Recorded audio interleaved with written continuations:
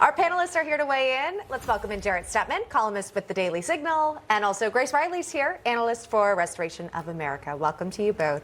A lot to digest from Mike's report there, a great report, by the way. But let's focus in, Jarrett, on the tension between the West Coast and the White House here.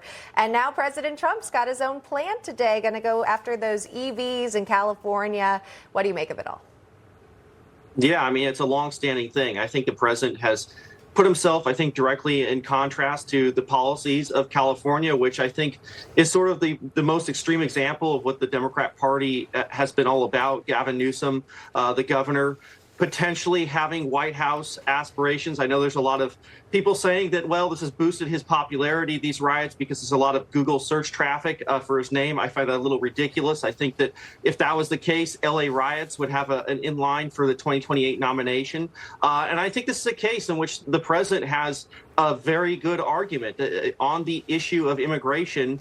His policies have been very popular. It's part of what brought him to the White House.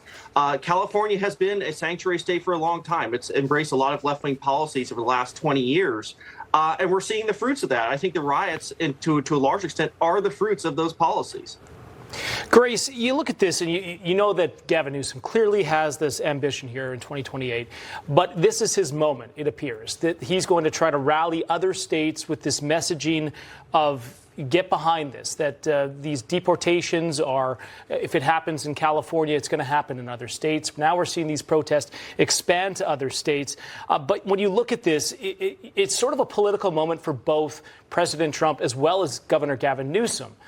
Who comes out on top on this moment? You've got Trump, who's standing firm on his policies, what he ran on, what he got elected on, and you've got Gavin Newsom on the other side saying, well, you know, we don't stand for this in California, and Trump's breaking all the rules of what we stand for in the state.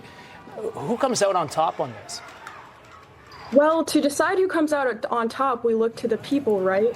And the people overwhelmingly support the moves that Donald Trump is making, because these sanctuary cities and the laws by politicians such as Gavin Newsom have hurt the American citizens and taxpayers. Americans want law and order. They do not want this unlawful chaos that is being encouraged by the left across our country.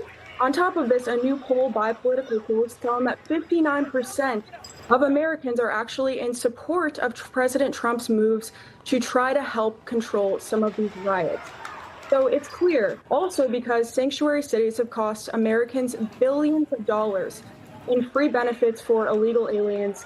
And Americans just don't stand for this. And the numbers are showing that, and showing that Americans are ready to move back to a place where law and order are recognized and honored by all politicians across our country. Sure. Let's go beyond our country. Jarrett, another point that was brought up in the reporting was what's happening in the Middle East region, which, as we know, is always a tinderbox, if you will. But things seem to be escalating. You were waiting for some sort of movement here between U.S. and Iran negotiations. Seems like now, if you're taking out embassy staff or family members at the very least, things could only escalate. How are you viewing it?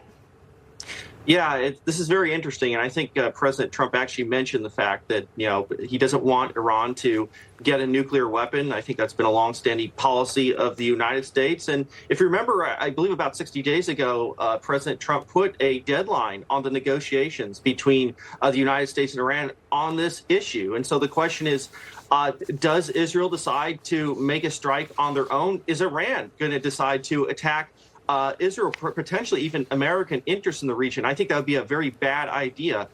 President Trump has wanted to make the region more about commerce than chaos. Iran, unfortunately, has driven a lot of the chaos in the region.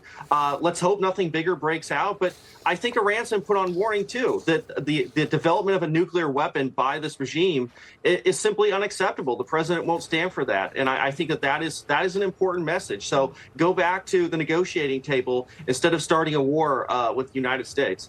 Yeah, certainly global concerns if that were to ever happen if Iran gets a nuclear weapon. Jarrett Stepman, Grace Reilly, thank you so much for coming on. We appreciate it.